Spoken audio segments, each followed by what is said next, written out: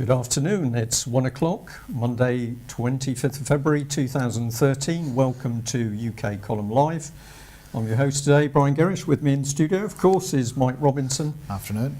And we're going to be having a look through the UK news and international news, see what's really going on, as opposed to what the BBC is trying to tell us is going on. Well, before we do that, and as always, quick comment on the weather. It's overcast, very chilly here in Plymouth, about 2 degrees, and I think we've got a northerly or northeasterly wind, which is dropping the temperature a bit, so at least it's dry.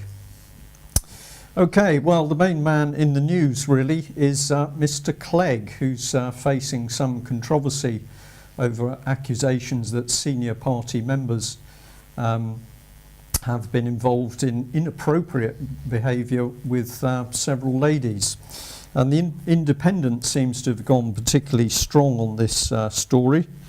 So the headline here, Nick Clegg faces claims of cover-up over party sex pest. And of course this is the story to do with Lord Reynard, and we should point out straight away that of course Lord Reynard strenuously denies any of the allegations that are being made in the mainstream press and media. But we are particularly interested in what Mr. Nick Clegg did or did not know, because of course Nick is someone who likes to come across as squeaky clean, running the Lib Dem party, which of course is the champion of women's rights. So a loving, cuddly, caring party, but what's really actually been happening behind the scenes? Well, of course, the mainstream papers have been making much about the power of Lord Reynard within the Lib Dem party. There's some rather weird headlines, as this one here, maybe a little bit difficult for you to pick up, but it says Lord Reynard, a prominent and powerful Rasputin figure who ruled the Lib Dem machine. So what the papers are picking up on is that behind the scenes, this man seems to have been wielding tremendous power inside the Lib Dem party, and of course it's now got a bit ugly for Nick Clegg. Now there's accusations that maybe his behaviour was not as it should be. Is this headline suggesting he was casting some kind of spell over the people that he was working with? Well, it is an extraordinary headline, because of course if you delve into Rasputin in the Russian courts, he was up to all sorts of things, and I'm sure the Independent isn't trying to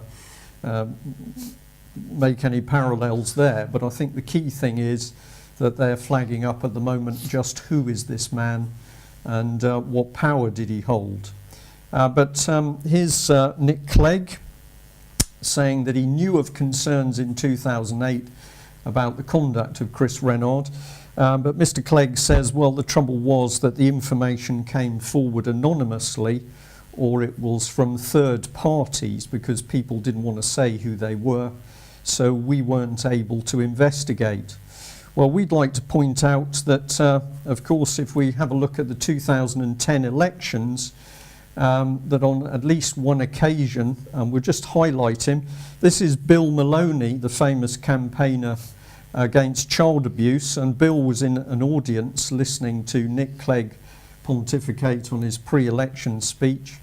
And Bill Maloney spoke out very strongly, asking a number of questions, which is really what were the Lib Dems and what was Mr. Nick Clegg going to do to stop child abuse? Well, the answer to that was pretty swift, because Lib Dem organisers manhandled Bill Maloney out of the assembled audience, and quite clearly at that stage Nick Clegg didn't want to know anything about child abuse. So we wonder, let's have a look at the man. Here he is, glad handing everybody. We wonder whether Nick Clegg's normal manner of operating is to sort of sweep things under the carpet. Here's his statement. He's admitted that he knew of indirect and non-specific concerns in 2008 about the conduct of the Lib Dem party's then chief executive, and he acted to deal with them. We would be very interested to know what exactly he did. My chief of staff at the time, Danny Alexander, put these concerns to Chris Reynard and warned him that any such behaviour was wholly unacceptable. Chris Renard categorically denied that he had been behaved inappropriately, and he continues to do so. He subsequently resigned as chief executive on health grounds. As my office only received concerns indirectly or anonymously, as those involved understandably wanted to maintain their privacy, that there was a limit to how we could take this matter forward following Chris Renard's resignation.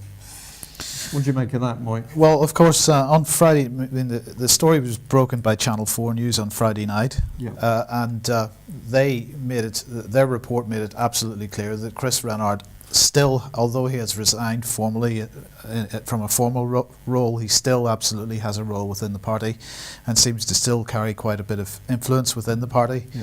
So.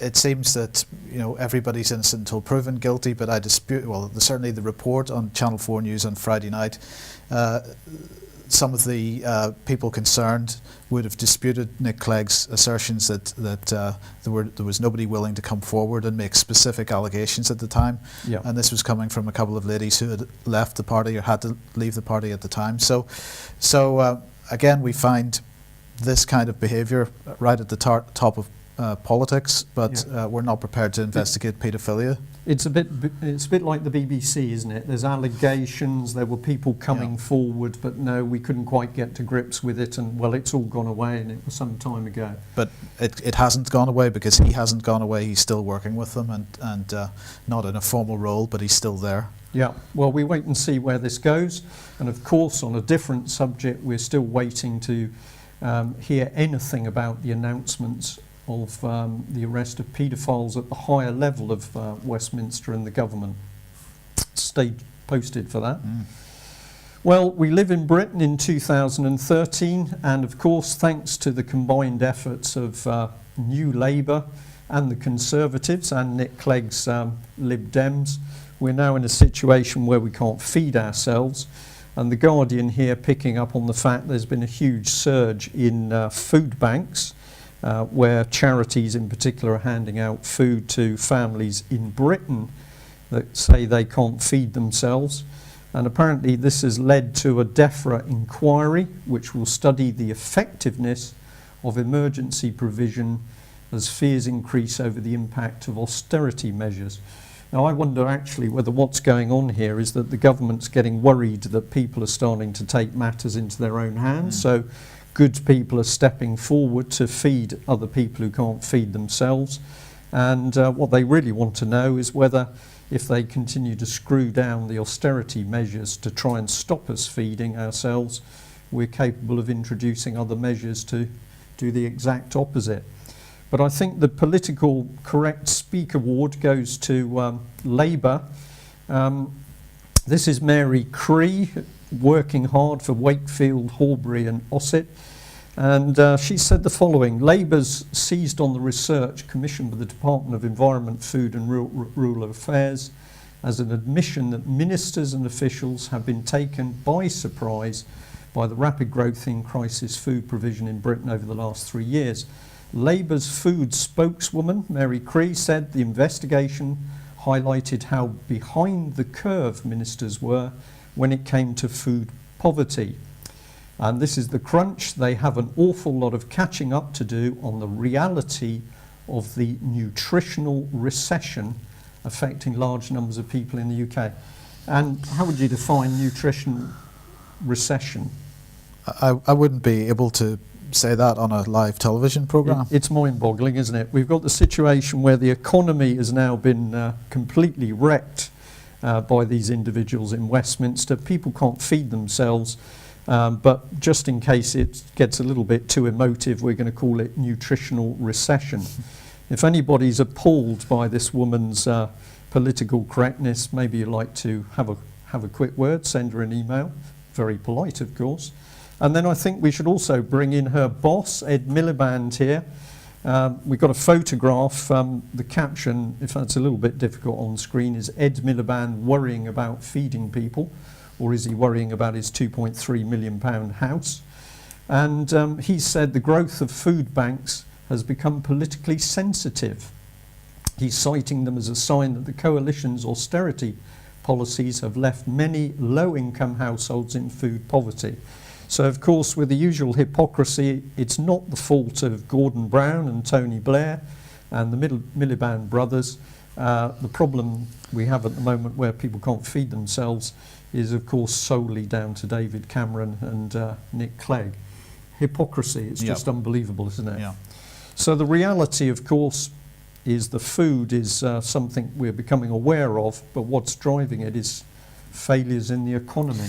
Well, failures in the financial system, first of all, and of course we've got sterling hitting a 17-month low against other currencies today. Why is that? Well, because Moody's has downgraded Britain's credit worthiness. What a surprise. It's hardly surprising that Moody's has done this because of the quantity of debt that we're carrying at the moment. I've covered that in this issue of the UK Column newspaper. I mean, George Osborne really just doesn't quite get it. What he has said is, well, you can see what he said there. I can't. I'll just read that out, please, actually, yes. the main part of it. Far from weakening our resolve to deliver our economic recovery plan, this decision redoubles it. We will go on delivering the plan that has cut the deficit by a quarter and given us record low interest rates and record numbers of jobs. Okay, well, that's all we really need to see. I mean, the guy is living on a different planet, clearly. If we move on to the next one, the Daily Mail then is also pointing out that inflation is just astronomical in the last 30 years, 67%. Well, of course, as you read down this article, they are pointing out that if you take things like bread, fruit, sausages, butter, carrots, you know, the things that we actually need, that it's more like the 150 to 300% range.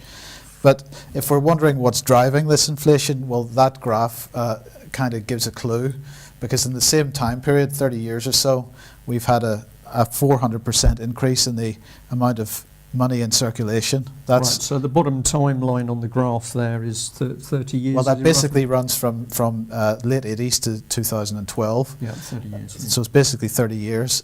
So it's the same time period as this Mail article is talking about inflation. You know, the inflation hasn't really hit yet. We've got this huge spike in the amount of money sloshing around the economy. We've got no real production to support it. And so we shall see what happens, but I believe and have been saying for a long time that this is going to be the outcome. We're going to have people heading off to the shops to buy a loaf of bread with a wheelbarrow load of pounds sterling. It's incredible that this policy of austerity, quantitative easing, bailout continues. There's nothing being done to pay down the debt. There's nothing being done to assess whether the debt is even legitimate or not. We need to deal with the banks as Iceland dealt with the banks. We need to deal with our economy and make it produce. In the meantime, we're simply going to continue suffering. And you know, the point about food banks, that situation is only going to get worse with the rising inflation. Yeah. The Bank of England, as we've said before, is saying that really it's unlikely that they can meet their inflation targets going forward, if I can use that term. So there's really, you know, they would be quite happy to change the requirement to meet any kind of inflation targets. They know what's coming. We're heading for a pretty bad space at the moment.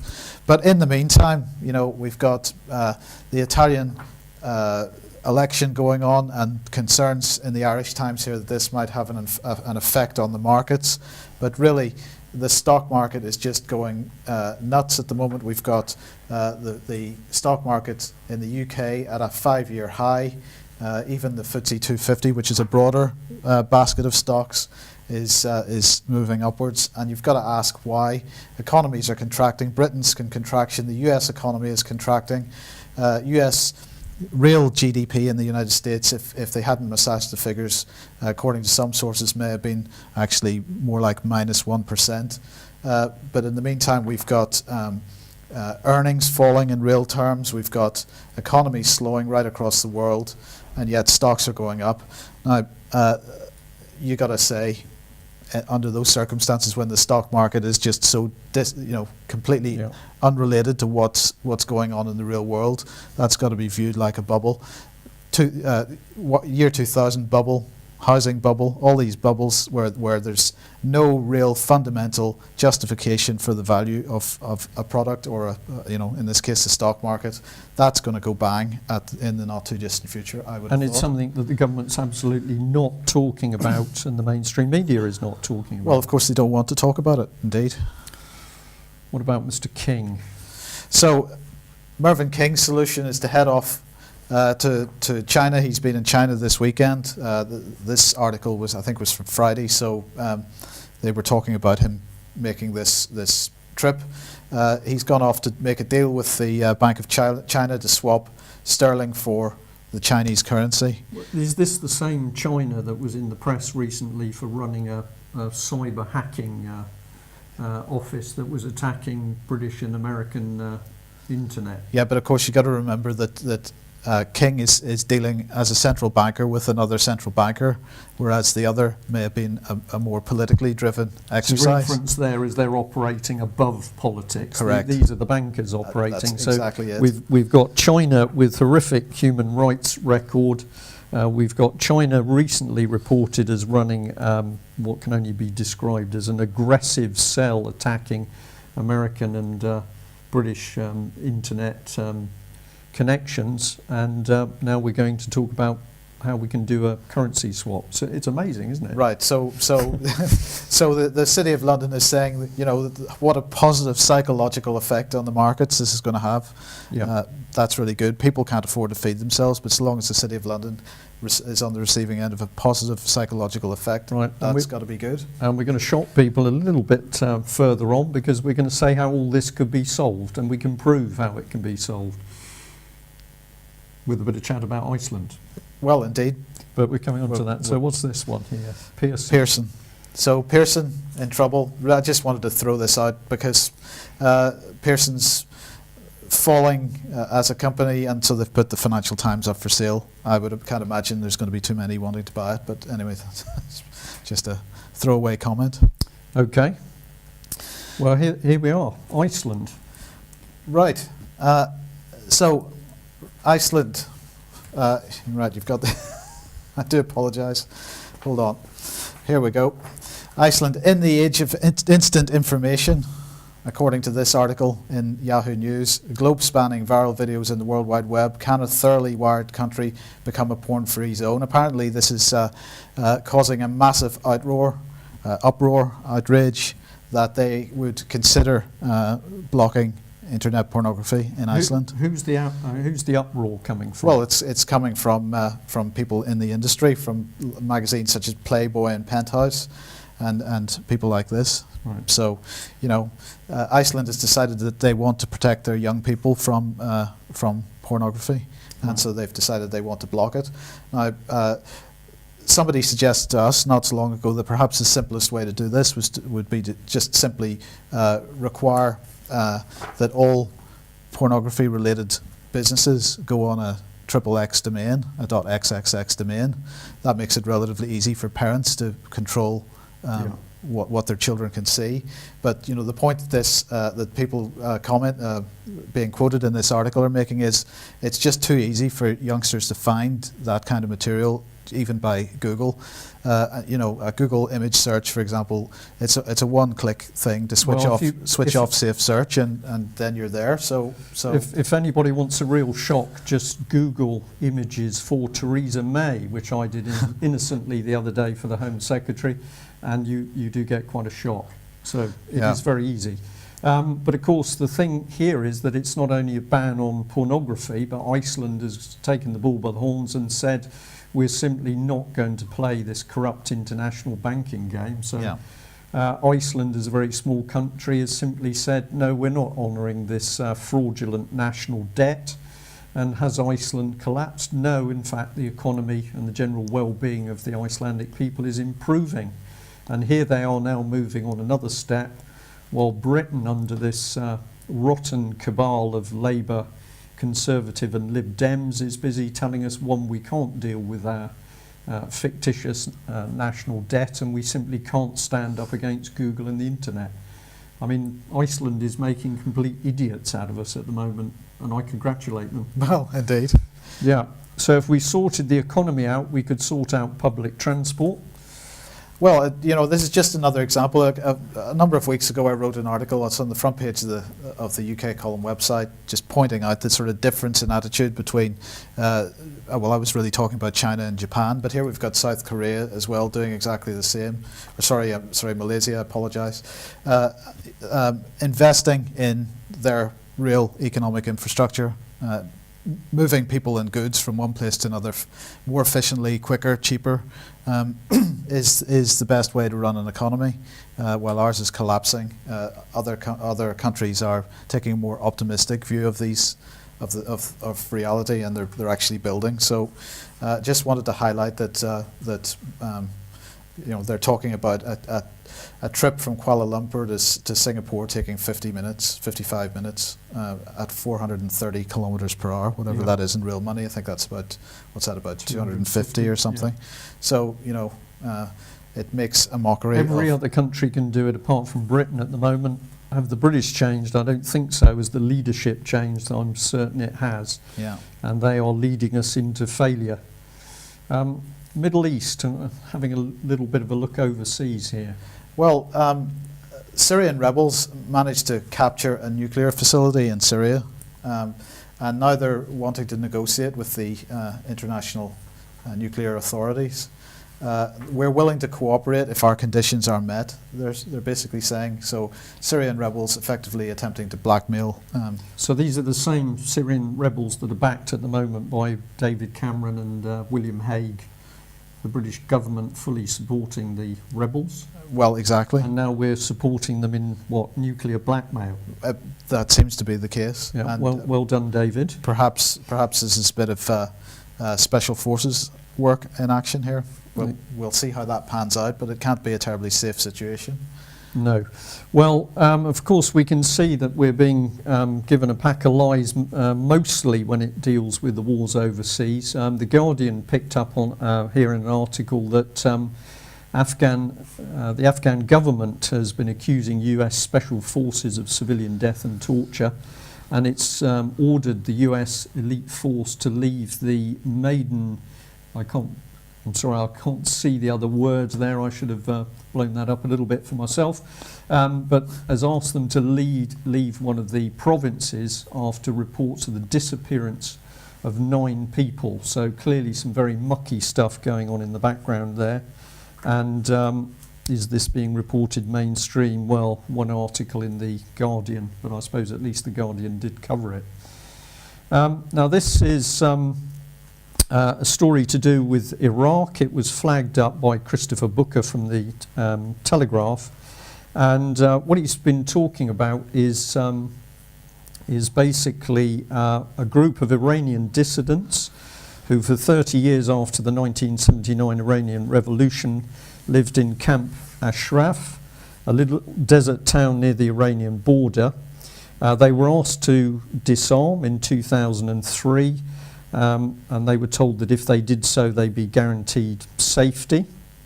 But no sooner had the US forces disappeared in 2009, the town was counterattacked by Iraqi and Iranian forces, leaving 47 residents dead and hundreds injured. And then what has taken place since then is that these poor refugees have been offered safety in Camp Liberty, which is one of the American bases that has now been vacated. That's near Baghdad. And these people have clearly been betrayed. They're living in horrible quarters. Should have a couple of. Okay, I'll just read through this. I've got a couple of slides of one of the camps. But Booker's story is essentially this: what on earth does Ban Ki-moon, the UN's Secretary General, think that Martin Kobler, his personal representative in Iraq, is up to? I've reported before on the extraordinary story of the betrayal of 3,200 Iranian dissidents who, for 30 years after the 1979 Iranian Revolution, lived in Camp Ashraf, a little desert town near the Iranian border.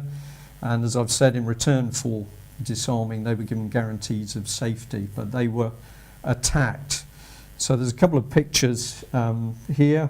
So we're looking at fairly unpleasant circumstances in Camp Ashraf and the same in Liberty. There's been flooding here at particular times, so people living in intense cold and unsanitary conditions.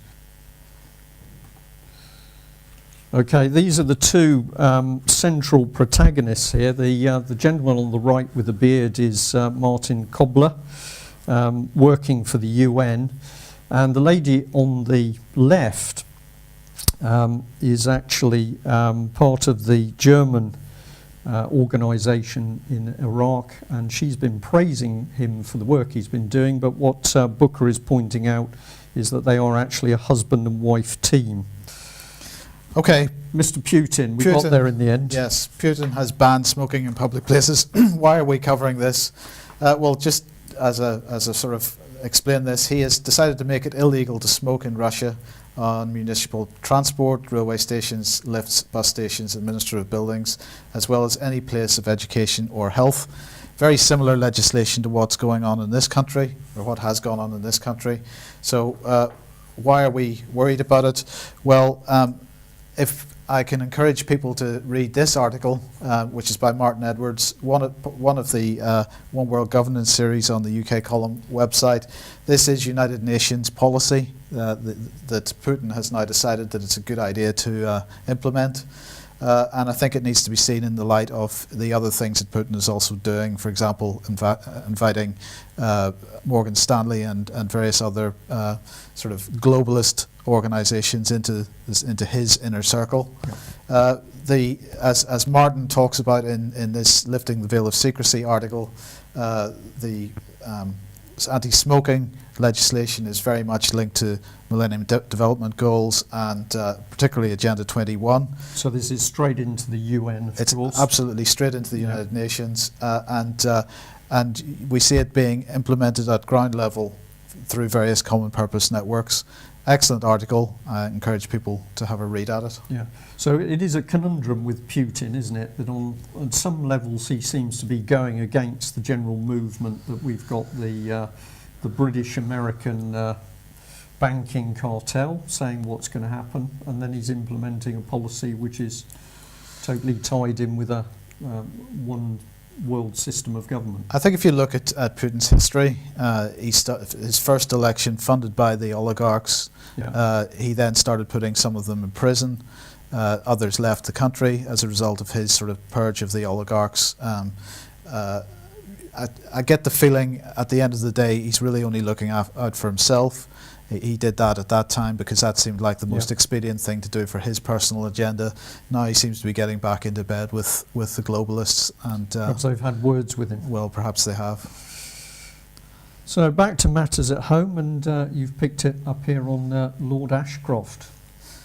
So Lord Ashcroft is basically saying that it's incredible. He's more or less making the point that we have made over this whole gay marriage business, because he's decided he's not going to fund the Tory party anymore, and he's criticising David Cameron for focusing on what he considers to be fringe issues when the entire country is falling apart. And this is basically the point that we were making about the gay marriage debate in the first place. Yeah. We've got people that can't feed themselves, we've got people that can't find jobs, and he's worried about about really a name change, because the civil partnership was already part of the legal framework. So spending large amounts of government time on the gay marriage issue was really a diversion and completely inappropriate under the circumstances. Yeah. And of course, we just ram home to people that basically what was going on, the drive for secret courts and Leveson pushing for state control of the press and media. So that was pushed through under the immense publicity to gay marriage. Now the next article here from the Mirror was a report that 190,000 nurses were to be axed from their jobs by 2016, and this was according to a government report. We picked up on this. It's a pretty incredible headline, and we did a little bit of delving into it, and really this is one of these articles where it shows that if you start to have a look behind the scenes, there's something else at work. So the article said A shortage of almost 200,000 nurses could cripple the NHS in 3 years, and it says it's a government report. The study notes up to a third of the existing 600,000 nurses will retire in a few years, leaving a huge deficit. In the worst case scenario, the gap between supply and demand will soar to an overall shortage of 190,000 by 2016. The article then went on to say the Centre for Workforce Intelligence report comes just weeks after an inquiry highlighted how understaffing contributed to the deaths of 1,200 people at Stafford Hospital. Now health ministers are facing even bigger staffing crisis that could affect patient safety in hundreds of hospitals. So we thought we'd have a look behind the scenes at the Centre for Workforce Intelligence. So this is their website. And I'll just highlight the piece over here on the right because it's very interesting. It says that our vision is to be the national authority on workforce planning and development, providing advice and information to the health and social care system. And our mission is to become the primary source of workforce intelligence for health and social care. Now, if we go in a little bit deeper, it's very interesting because if we look at where this organisation's based, well, it's there in London, but also we see that it's in Woking and it's in Bournemouth, and in both locations it appears to be tied in with the consulting group Mouchels. So we contacted the Centre for Workforce Intelligence just before the show to ask them the simple question of who actually funded them. But the lady was in a bit of a hurry to get off the phone and wasn't able to tell us, but she's promised that she's going to come back and speak to us later this afternoon.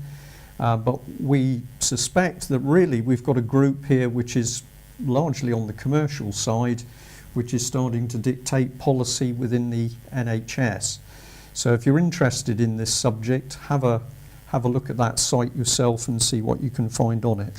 I mean, this is a particular brand of participatory democracy that in action, really, and it's the particular kind of democracy that David Cameron is referring to, where NGOs and charities and think tanks, big society, these people get to participate, the rest of us don't. Absolutely. Yeah. And if you go on their website, and of course, what do you look for? Look for who funds, that's the important thing, who's paying. And also look at the people, and you will find there's a mix of people from backgrounds principally in the healthcare and social services. They have now seemed to have put themselves forward to become the national authority. Did you vote? Did we vote on it? No. A couple of articles to finish off. Basically, Cardinal O'Brien has been in the press, particularly over the weekend.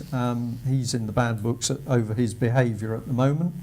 And I think we're waiting today for a statement from the Vatican as to what actually is going to happen around him and the Catholic Church in Scotland. But we wanted to point out that a little while ago, this is going back to 2008, the Cardinal had to make an apology after complaining that a campaigner, Peter Campbell, was responsible for nuisance calls. Now, Peter Campbell is somebody we'd like to name because not only was he not guilty of those allegations, but Peter has been a stalwart campaigner in Scotland on a variety of matters, from the EU through to getting the truth out about proper treatment for cancers. So if you'd like to know more about that article, have a look on the BBC there for 2008, Cardinal O'Brien and Peter Campbell from UK Column. Well done, Peter. Keep going. And we'll end here on an Express article which is entitled "New Farce Over Migrant Crooks as Judge Overrules Plan to Boot Out Foreign Criminals." Nice emotive article there. But in a key ruling, Mr. Justice Blake has insisted that the Strasbourg-based European Court of Human Rights can override decisions taken by Parliament to toughen up immigration rules. Well, there's a number of things going on here, but the minimum we can say is that, of course, the judge is telling the truth, that Cameron, Brown, Clegg, Blair have been giving away powers to the European Union, so that we are indeed now in the position where the European Union can tell us what we can and can't do. Well, that's true if they allow it to happen. Tory backbencher Priti Patel, MP for Witham in Essex, said the judge's comments show he's completely out of touch. People are fed up with these nasty criminals who come to Britain, break the law and then play the system to stay here. Well, we're going to say you're not quite right because the judge is telling the truth. Treasonous politicians have given power away, and we just thought it appropriate to give you the front page of the latest UK column because we think the domestic terrorists are really in Westminster, and if we want to know who is destroying Britain, we've only got to look at the faces of the key individuals sitting there. So whether it's big society, it's the gagging of the media, it's secret courts, it's the destruction of the military, it's the destruction of the NHS, or it's genocide overseas, we really know who the people are, and they need to be named, shamed and brought down, I think. Indeed. So we'll leave you there. The UK column is out. If you're not subscribing and would like a copy, please get in touch with us. In the meantime, we're going to keep pumping out the news on UK column live, hopefully with less technical faults than today. Okay, one final thing before we go. I'll just hold up this book which I showed last week. It's called The Lemming Folk. It was written by a gentleman called James Gibbs Stewart. It's a story of what's gone wrong in UK. I'm happy to say we've been contacted by Mr. Stewart's family to say he's absolutely alive and well at the age of 92, and he's still fighting to expose the cabal that's causing the problem. So well done, James. Keep fighting, and if anybody's interested in seeing the book, do get in touch. Thanks for joining us.